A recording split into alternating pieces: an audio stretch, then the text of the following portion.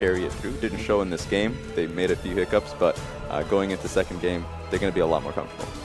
Yeah, and I feel like as well, I mean, it's about having the plan that suits your composition as well. And INTZ definitely knew what their composition was able to achieve, even if they had some hiccups as far as execution a few times, slight overreaches here and there. Didn't matter. They just went back to the drawing board, said, okay, well, this is what we can do. These are our options, and we're going to play around that. And they did so beautifully, whereas on the other side, Dark Passage weren't quite able to find the split push scenario or what was working out for the composition and the situation had given them. But we are back into Champion Select, and once again, we're going to see very similar bans here as the Fiora goes on the side of INTZ. And there's the Gangplank Gnar once again, and that's going to be a first pick Shen extraordinarily fast for Dark Passage. So fast, we didn't get to actually see the end of the bans. We've got some ban lag. Told you. Yeah, well, that comes through. Shen first pick. We're seeing different sides from both teams, and it's going to be interesting to see how they play now that Elwin now is finding himself perhaps towards a teamfight top laner. Yeah. And they don't want to play against Vladimir again. I mean, that's all it takes to really throw the spanner in. All of a sudden, Echo versus Shen. You know, Shen can stop the third proc, so it's actually not a bad matchup for Elwin. But you're right, they both have to team fight well. And we've seen that he seems much more comfortable in the side lane, where Yang seems very comfortable around 10 different people. Yes. Yeah, that was a good call out on the Vlad pit, on the Vlad ban. Kind of unfortunate from Dark Passage, but now they got to start from scratch once again. How they want to play this out. It looks like they are committing to team fights, but INTZ recognizes that, and of course, get the picks they want. Yeah, Sivir Gragas going to be locked in here by INTZ. A lot of engage power and disengage as well from both of these champions. Flexibility for INTZ, and Revolta once again on the Gragas. And Spawn, this goes back to what you were talking about. So you think that, but you know, he didn't pick his own champion, Atlas. Maybe that's a top playing Gragas. I find it hilarious when jugglers do this. Like, know, right? Pick me Gragas, I'll grab the Sivir. Why? You know, we'll pretend we're flexing it. That's a full AP support Gragas. Obviously. Obviously. Yeah, completely agree. That is so much teamfight priority right there. I mean, both of them have incredible control, if nothing else. And also the fact that, you know, the big CC that's probably going to come out is at Shen's Fort. You know, something going to be picked up, something like a Rek'Sai, you would assume, to deliver Shen to the back line. And as long as Sivir can live through that, should be able to turn around and start smacking into them. So I like what INTZ have so far. Yeah, I'm trying to figure out what Dark Passage could go here to really complement the Shen. Now, Italy, that's exactly what I would expect here, but now their team fighting is not as strong as I would have liked. Yeah, and you say that's what you would expect, but all of a sudden there's like no support to ride into the back line, no jungle to ride into the back line. I actually wonder like who Shen takes into the back of the team fight, or whether this is now just a defensive pick, because we've seen great success with like Hecarim Shen, Rek'Sai Shen, or even something like Alistar Shen, where, you know, you piggyback the headbutt pole combo and you're able to get in there. So whilst I love the Nidalee pick, I don't like it in conjunction to the other picks that have been picked up in this comp. It's the mix that I'm really questioning here, where they did pick the team fight for the Shen, but of course if you have the Shen, maybe perhaps in the past you could have gone for a Hecarim, could have used it now for a Cassio, which has been banned out. Their options are fairly limited here, so now it feels like they're playing towards lanes specifically, but if you're playing towards lanes, Shen may have a decent laning phase now that the Echo got locked in, but once the laning phase is done, your team fighting is going to be fairly scrappy. Are we looking for a Lissandra once again here, gentlemen? I think that depends what the AD carry is, because I think, you know, you're lacking a little bit of damage in that regard. She does give you a little bit more teamfight control. Maybe 1-3-1. Yeah, Lissandra is an opportunity. Yeah, I'm thinking like it's another way to get Shen in, right? When you don't have as very many options based on the fact that jungle and support have both been locked in. We've seen the combination before on this team specifically. We get the Shen Lissandra with a Lucian pick. Gives Lucian a lot more freedom. We've seen Zeitnot put himself in a little bit of poor situation. Last game, he didn't have much of space to really maneuver in the last team fight. Now that he would theoretically have the Lissandra pick, he can honestly go in a lot more freely. I would like to see it working for them here. Well, looks like the Talia could be the option. Kozki's going to lock that one in. Oh, no! The last-minute switch over to the Varus, and that's Ezreal there as well. That's a lot of poke coming in from Dark Passage. That's a blind pick Varus. I mean, that's confidence, if nothing else, out of CosQ. It's going to be interesting to see. They've changed up their style here completely. Look towards that poke composition, which is fine. I like the Trundle support here if you can get that going, and the Shen insurance On top of that, if they have priority, they can head up mid and decide to smack the turret, smack whoever they want. Ezreal, Varus, and Nidalee is fairly threatening, but we already talked about it. INTZ have a lot of hard engage here. Their team fight is fairly strong. If they get into the backline, Alessandro, however, if that gets locked in, that's just ridiculous. I just don't understand. I'm going to completely disagree. I just think that's two really poor picks. I mean, you've already seen the Bard, you've seen the Echo. There's so much lockdown CC. Shen ain't saving anyone. I mean, they get hit by CC, they are dead in this composition. Like, they're just not tanky enough to live through the burst that's going to come out of a Sivir, going to come out of Alessandro. I mean, flanks can come through from the Raptor pit now. I mean, they are a siege composition, yes, but they just don't have the tools to be able to get away unless, like, Rogu's Trundle is god tier. Yeah, I was going to say, like, how are you supposed to siege against, like, almost the best counter siege and wave clear that you could possibly get out of most of these champions? It really does depend on how the early game goes. Pre-6, it's fine. Of course, you're not going to have the ability to just roam out pre-6 unless if you have yourself an early swap as we did the first game. Yeah. But regardless of that, once they hit 6, once Bard hits 6 especially, you're not going to be looking for or at least if you're going to be looking for that siege, you have to be sure that you have the vision down to be able to disengage that. Yeah, that's the biggest thing. As soon as they get any kind of deep vision here at INTZ, they're going to be able to look for double TP plays. They're going to be able to set up, and we've complemented their vision a lot. So I think that this time around, Dark Passage need to be much better at clearing out those pink wards. I mean, getting back priority and being able to set up correctly. Because, yeah, we keep going back to it, but there's just so, like, their composition is good. Don't get me wrong, but there is just so little margin for error. Like, one mistake in this game can completely get away from you. Yeah, and what we were talking about as far as the, I guess, weakness of Dark Passage and what they had last time around was not playing to their composition. Now what they have is a composition that needs to be specifically tailored for while you're on the Rift. And, you know, like, lots of different things. They've got a global ultimate, sure, but they've also got double tier being built up. They have, once again, a non-shoving AD carry support duo with a Nidalee high priority jungle. There are just lots of, like, different mismatches that is going to come together and try and make a siege comp late game. But it's about getting it there. It's about nurturing it, getting through those troughs and being able to, you know, withstand the onslaught that's going to come out of INTZ. Well, we'll see whether they can do it as we are into game number 2. Ladies and gentlemen, Dark Passage taken to the blue side as INTZ will have some red shorts this time around. A very different look for Dark Passage as we see the Varus moving out onto your screen right there. That skin, fantastic, but we'll see whether the pick is actually going to work out this time around as the Bard's going to move out of the brush, but Macau says, nope, this is my brush. Yeah, this composition coming out of Dark Passage is definitely harder to execute. Stun. Yeah, Zeitnoff going to get Meep slapped there as well as Jockster looking to get rid of the Trundle at the same time. I really like the INTZ's invades this tournament. Every single time they've even won a game based off the pressure. So constantly looking for it, seeing if they can get a pick. Yang. Oh, if Kirei had gone a little bit further, it may have been time-winded. Didn't happen. See whether they start Raptor Camp here. One thing I've seen a couple of times from Gragas is it started Body Slam specifically. So, you know, top laner will throw a Timelander across the Raptors. You know, maybe a Shard comes across and then you just clean them up really quickly. Get the level 2 and Smite red buff. It means that you can't be invaded at all. But not going to be the case. What the heck? Warlord's Bloodlust Ezreal. That's real. Yeah. That's an interesting one. He's already defensive before. This is actually just going to be even worse. That's a Bond of Stone Trundle as well. Yeah, that's... Well, in this lane, I understand why he's gone Bond of Stone. Okay. For the laning phase specifically. But you're right, late game you prefer to see something like the Grasp of the Undying picked up. Well, we'll see whether Zeitnock can make this Warlord's Bloodlust work. It's going to be very difficult for Dark Passage early. I understood that they picked the jungle matchup. As I said, they want to give Kirei that priority, but he doesn't have lanes working for him. The only lane that can really shove up is CosQ. But it doesn't matter if you have the mid laner matchup going for you. Echo is going to be able to constantly shove in.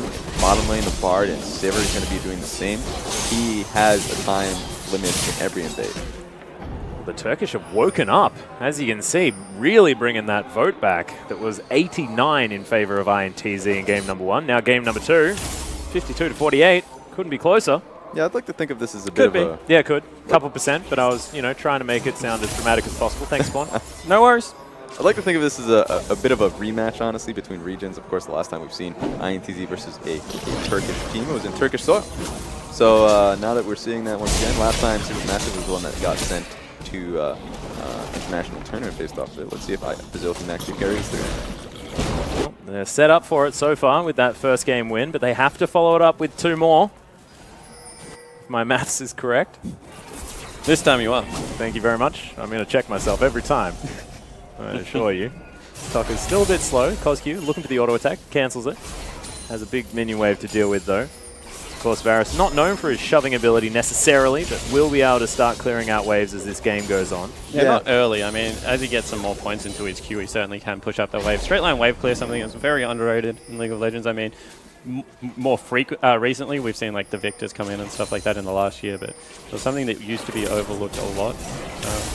That's actually really nice damage here. Yeah, going very aggressive. Blooded Quiver actually can it be procced? It is Cosq not going to look for the flash, and I was half expecting him to, knowing Cosq, but doesn't.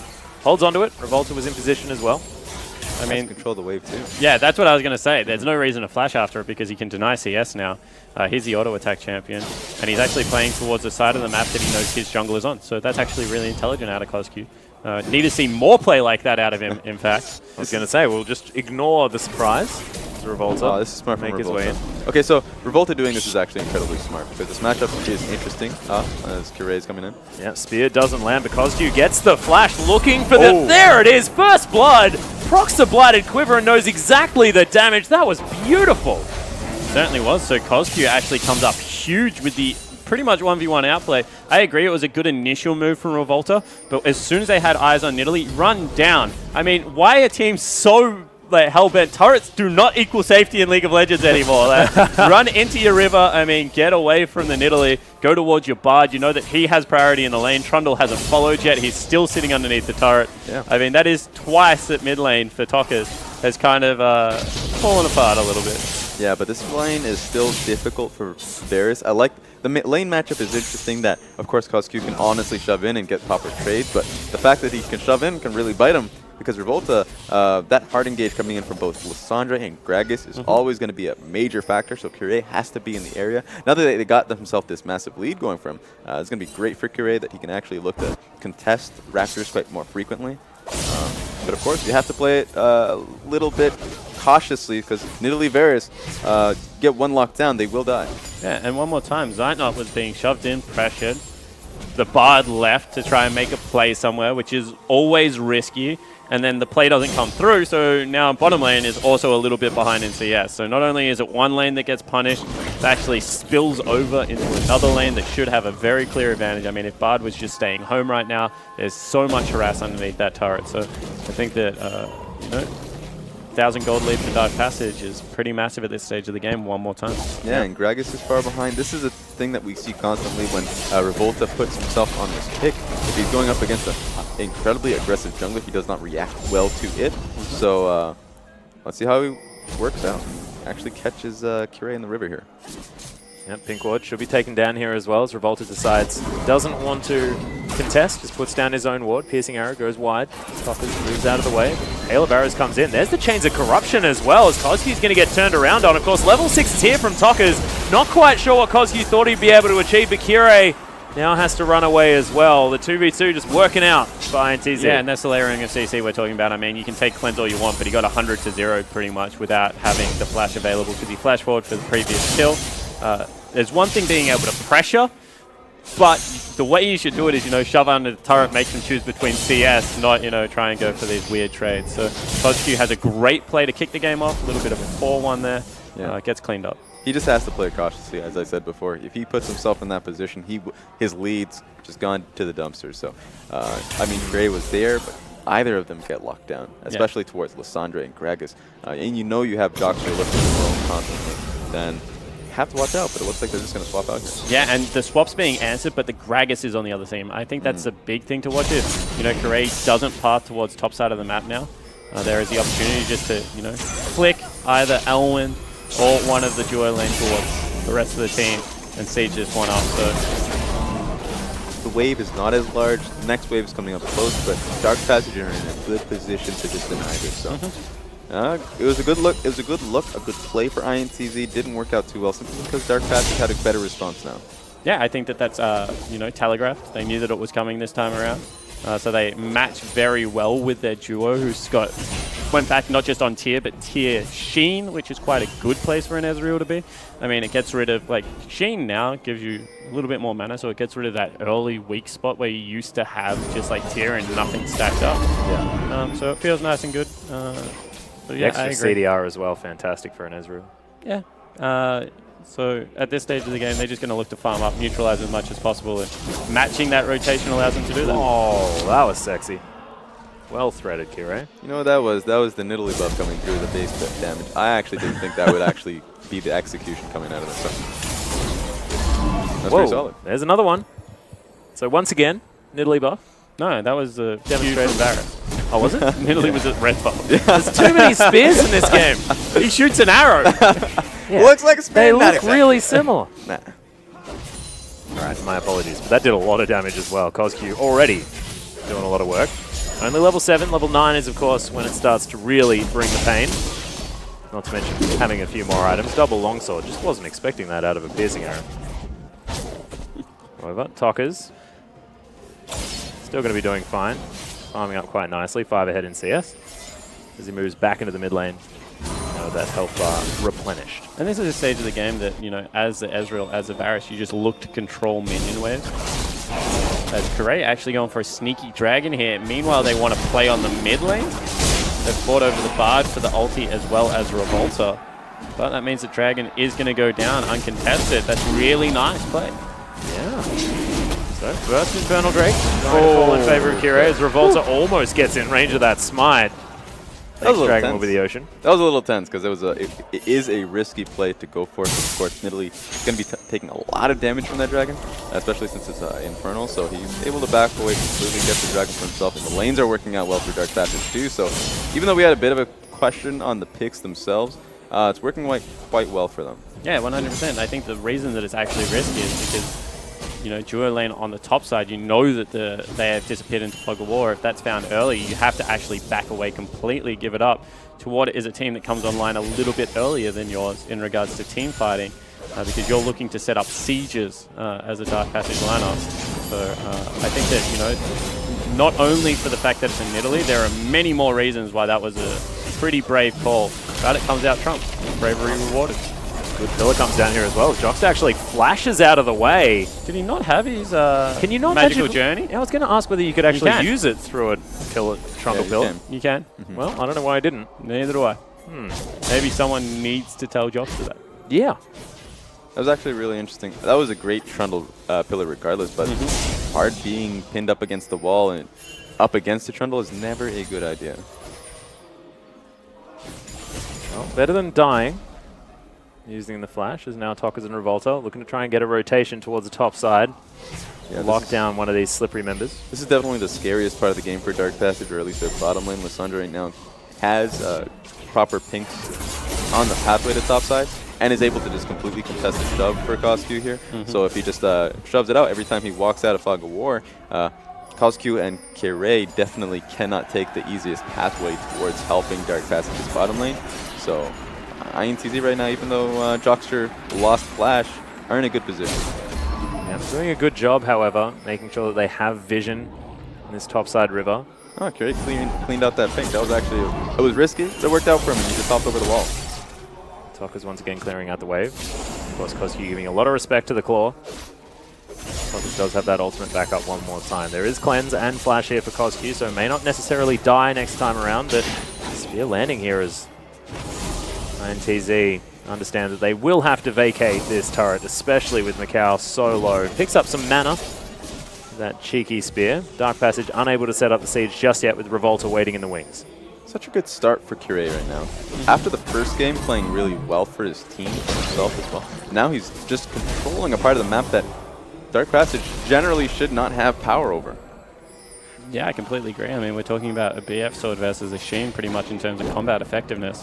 And it really has been that control over the wave. As now the engages come in, everyone gets stunned up. The CosQ's here. Yeah, looks for it. Does actually line up the ultimate, and there is Sight not picking it up with the True Shot Barrage. Now Revolta Gets subjugated, but in the backline, Yang's going nuts. Tokas falls down low. Look at these piercing arrows from Kozq, and Elwind grabs the last kill. That is 3 for 1 in favor of Dark Passage. That is fantastic play one more time out of Kirei. He clears out all the vision, contests the red buff with his duo lane because they had the shove there, gets the earlier rotation out of Kozq, and then they're able to collapse on the back line. They're going to open up the map here, get first structure bonus most likely, and a huge advantage for their team. Yeah, that was the first time that we've seen Kozq actually come out ahead with that positioning here. He actually positioned fairly aggressively, alone once again, but he was able to cordon off the rest of the team in INTZ and get the kills going for him. Well done there. Yeah, very nicely played. He's going to give them a 3,000 or close to 3,000 gold lead. It's actually closer to 4,000. I mean, they're about 23,000 to 19 at the moment. Hey, yeah, true.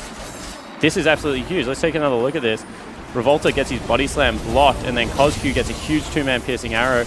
All the damage comes across. They were looking for the flank out of Yang and Tokas. They do manage to pick up Zeitnot, but really it was Kozq that had all of the priority in this fight. Kirei able to continue to reapply that red buff. That's sick fadeaway jump shot there as well from Kozq as he got hit by the cask. Yeah, that's just a really good team fight. And now everything kind of lining up for this Dark Passage lineup. Not to mention the backs. I mean, look at these buys coming out from Dark Passage. Zeitnot has his Iceborne Gauntlet as well as the Manamune being collected by Kozq. Every single one of their members have things. That's a big point.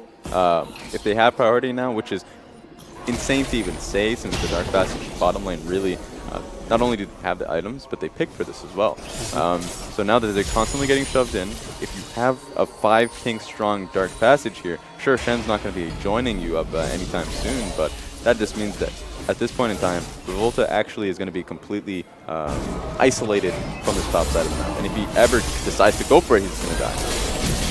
Kozq has to use his cleanse and flash to get out of that ultimate as Tokas takes a piercing arrow, but there's the flash taunt, and Elwind picks up the kill. The ultimate was almost unnecessary from Kozq, but he was celebrating as they take down the mid laner. Yang now to clear up this mid lane farm. Huge play out of Elwind there. The taunt flash is incredibly on point as soon as he got out of that teleport.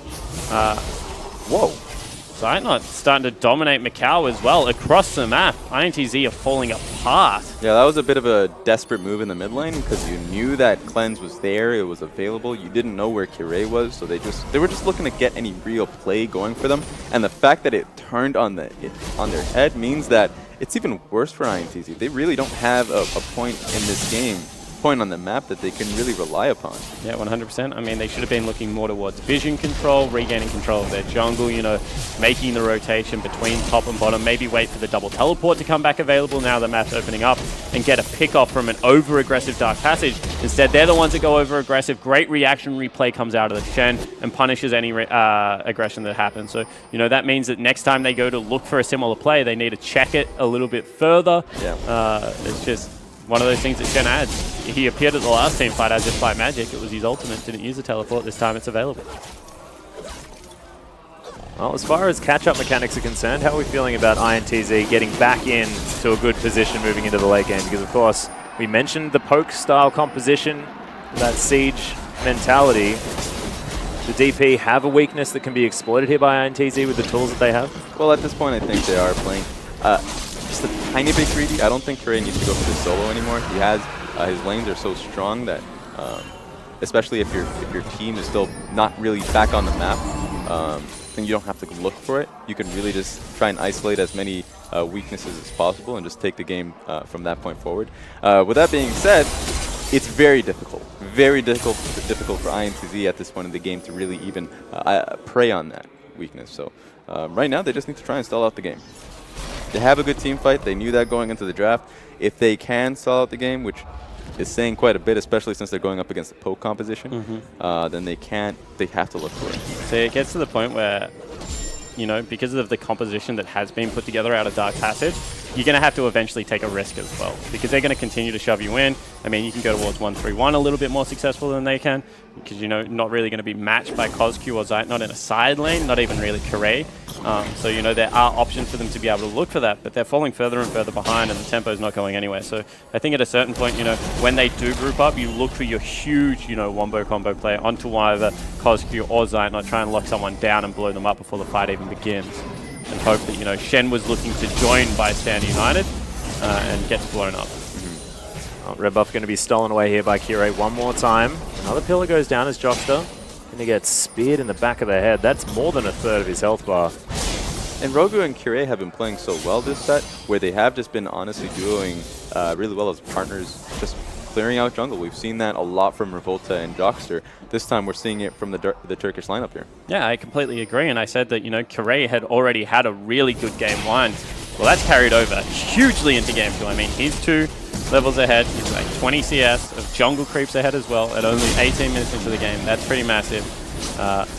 So I think that, you know, he's stepping up, proving that he can be a legitimate threat. If they can make a poke comp work here with Nidalee, that's pretty impressive. Still relatively early days at 19.5 minutes, but Jockster going to get hit by all of the poke, has to magically journey his way out. True Shot Barrage is going to do it! Woo. Thanks to the ward at the top of the red buff pit, and that's 6-2 now in favor of Dark Passage. He should have seen that True Shot Barrage come out. There is a ward in there, in the red buff camp. Probably should have been able to flash that one, but not able to do it. Gets picked up. Yeah, and we talked about it in the Big Ban that Bard is the real threat here for this Dark Passage lineup if they want to go up in Siege. Bard ulti is going to be a major go button for this team. Now that he's gone off the map, they can actually just look to set up for this mid lane turret. Yeah, and they did. They got some good chip damage. They don't stick around because they know the flank is still available. Instead, they disappear into the jungle, keep picking up more advantage for themselves. And now all of a sudden, you know, Yang has to back away from the turret he's defending. Really love the way that Dark Passage is playing this game. Zeitnot doesn't actually have to blow the flash or anything. Arcane shifts out of the way with the potential flash body slam from Revolta. And honestly, this really opens up the series because with this composition, the fact that they were able to utilize it this well, had a lot of questions how they were going to actually make it happen. Of course, the early game went in their favor, but thought that it was going to be much harder going into the rest of the game, the mid game. But their mid game right now is actually incredibly solid. So, especially since they are just able to change up their style on a whim, next game, regardless of the result of this game, is actually going to be interesting. Yeah, it shows that they know what this composition is capable of as well. I mean, pick and siege. They've been doing that all game so far, starting off very, very quickly.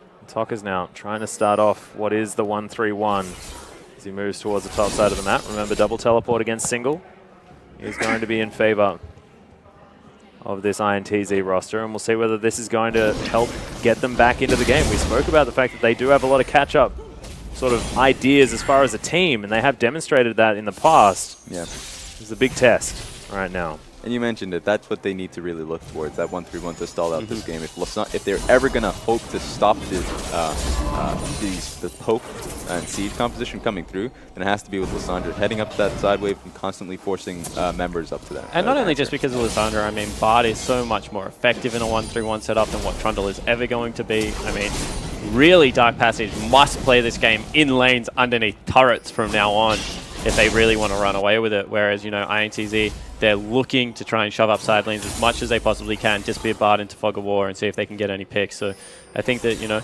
7,000 gold pretty much is the lead right now. That is massive at 20 minutes into the game.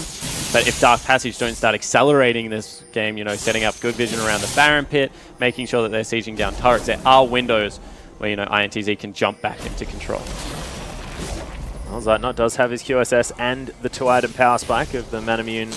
Oh, this could the Iceborne Gauntlet as Jockster possibly caught out one more time. The slow comes in from the Rylai's. It's already completed by Curate, who pings it onto Revolta at the same time. So the escape attempted, but Tokka's takes a spear as well. This poke, especially this accuracy out of Curate, is ridiculous as he misses a spear, of course. Yeah, but this is the thing with this composition, that it really does support Curate's ability to continue to chase up. You have the Trundle Pillar, you have the Iceborne Gauntlet coming out of Ezreal, and of course the Rylai's Crystal Scepter coming out of Curate here. So if he gets one Nidalee Spear, you can actually continuously follow up, and so just one pick can really snowball from that point. Yeah, completely agree. And the fact that, you know, they use that to once again not over chase, but get priority in the jungle, you know, get that deep vision.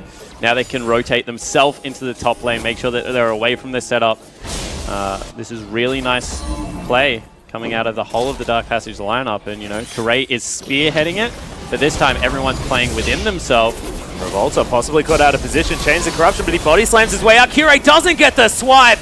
And the spear isn't going to do it either. Macau actually tanks one up with the spell shield and dodges the other. Nicely done, and Revolta has to go back to base. Yeah, but once again, you know, that's double summon a spell for one and a key ultimate out of Macau to try and save Revolta, who had to also burn his ulti.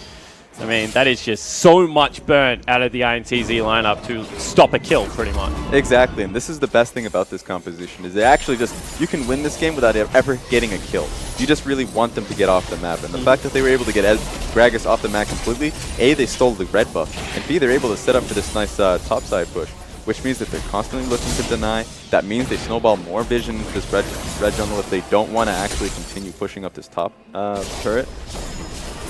And it just continues to snowball. But I mean, look how much damage just came out one more time out of CosQ. Pretty much destroys Jockster. That turret's going to fall down soon. I mean, they're playing really well through this topside vision, walking back and forward. And doesn't look like right now, because they sent Jockster back, that there is really any counter-engage opportunity here for INTZ, who are pretty much going to just have to give up a turret. Oh my goodness. Well, Revolta can now at least take a couple of these spears as the Spectre's Cow comes in, but that turret did not last very long at all. They've teleported and cancelled. Oh, wow. Ooh. That's really rough. Yeah, it actually feels like rush hour coming out of the fountain here. Every single time you get poked out, you have to come back to the map, and so it just feels like, once again, Dark Passage really taking this game away. And I think that, you know, this is really key to point out, because Kareem nearly got the kill, and they've invested so much on the INTZ lineup to save him, and they still lose the objectives regardless. So that was a clutch play coming out. I guess a cancel teleport out of Yang. It's not a huge deal because it's going to be back available quite soon. But they just have nowhere on the map that they can safely farm, that they have any control over. And honestly, INTZ, they really should be going for these dragons. These are ocean dragons are so powerful going up against the Dark Passage lineup, because if you can actually heal up the initial poke and actually stop yourself from heading back to base, it'd be so powerful, but they're just never in position. Yeah, the opposite so is behind. true as well, Yeah. right? Based on the fact that double ocean gives you so much extra mana regen for both Varus and Nidalee to throw out all of this poke. Yeah, for Dark Passage, it's not very beneficial simply because they're going up against an all-in composition. If they do get bursted down, then that's their threat, that's their worry. They're not really looking to take elongated fights unless if it's on their terms. So right now, they're just looking to deny. If they get these dragons, that's well and good for them, simply just because they're denying it from INTZ. The dragons that really work for them are Earth dragons here. Yeah, I mean, there's just so many things going in Dark Passage's favor. Not only do they have control over the Drakes, you know, the fact that they've just picked up QSS because their 80 carry is so far ahead.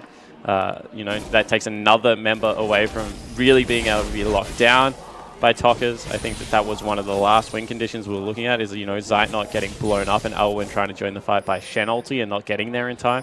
All of a sudden it's a 3v5, but no teleport available for Yang for another couple of minutes. It makes that increasingly difficult to execute upon. And they've actually just hit their power spike here, double Muramana. Yeah, no, they're huge. It's a 9,000 gold lead right now for Dark Passage. It only seems to be extending organically, and they're not over-pushing this advantage that they have. They're using it to build vision, to get exactly what you were saying, Spawn. I mean, just key vision on the top side of the map. Able to move more freely throughout this jungle as Revolta just can't find a flank, and he's desperately trying to put wards back in. Yeah, and they they really get it. through. And they don't have Sivir here to really defend. They can get quite a bit of chip damage if they wanted to. So INTZ, they either have to commit, or they just have to walk away. I mean, they still have pretty good wave clear. It's just that the damage that comes out afterwards, I don't think you want to tank up that turret, although they do have Karay for some healing, so, you know, it's not all that bad. Mountain Drake, Ocean Drakes as well.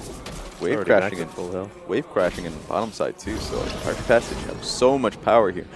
They can actually stall it if they want. They probably won't look to do so, but if they would like to, Yang is here not showing into the bottom lane, so they can actually just stall this out. Elwyn is actually just going to... This is the one time you just have to go right now. I mean, Macau gets blown up, so they can't even do it. I mean, this is just such a bad situation for INTZ to be in. They have zero answer for this poke comp now that they're falling this far behind.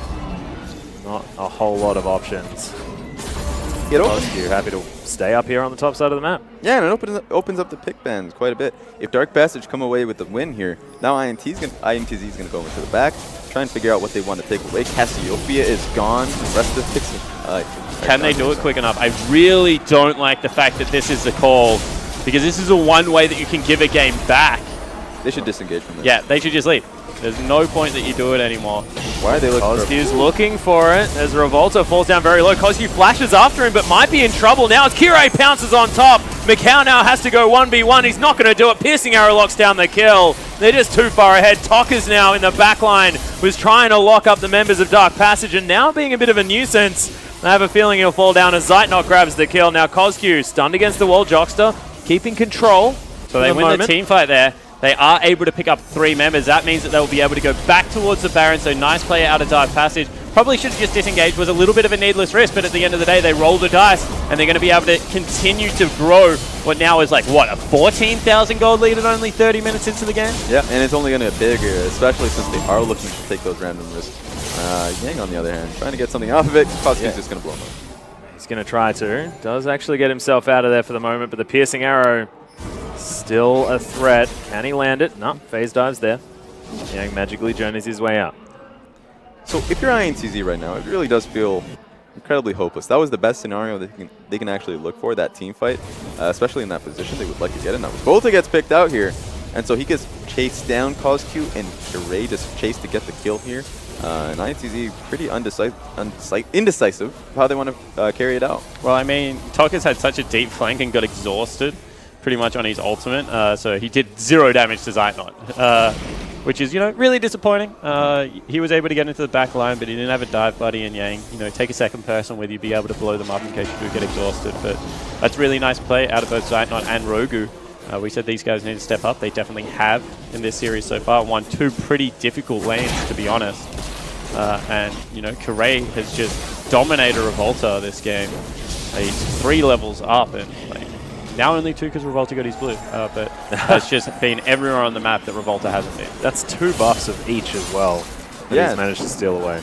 And that's been a constant point between both of these games. Even though Dark Passage lost their last one, they had poor matchups, and they still ended up winning through quite a bit. So, honestly, it feels like execution versus planning. And it feels like planning coming out of INTZ, they're not able to execute it in a lot of times. Yeah. Now, once again, I mean, it is going to be the siege set up. The last remaining inner turret to be taken here by Dark Passage. This is a massive gold lead, but still, wave clear's working out so far, and it's making it a little bit difficult for Dark Passage to really get the damage onto this turret. Yeah, it would appear to be a 30-minute stomp, but honestly, at any point, INTZ can just take the game. They do want to scale out. If Dark Passage have a problem, here we go. There's the Tempered Fate, lands onto Kozcu as well as in goes Tokka as he can ult himself, and he does so after falling down very, very low. It's a lot of damage as Elwind does take him down in the end. This inner turret is going to fall, and it looks like they're just too far ahead. Elwind now taking a lot of damage, but they're able to just take out the Sivir like she was butter. So Jockster going to follow as an afterthought as now Kirei trying to land the spears, and they're looking for this inhibitor turret. Dark Passage pull the trigger, and they do so beautifully. Yeah, they certainly do, and this is one of those times that INTZ, they have the right idea. We need a hard engage, but they just execute on it 10 minutes too late. Looks like Dark Passage is going to just look to push in and end this one nice and quick. 31 minutes into this game. Dark Passage so incredibly decisive in how they managed to play out this poke composition, and we had questions on Kozcu's Varus, but it looked beautiful. Yang now taking a lot of damage, ults himself back out, but Nexus turrets are falling. Rogu now going to be smacking on the second one, and the Nexus is now bare 5 members of Dark Passage, and they'll finish off INTZ in a 31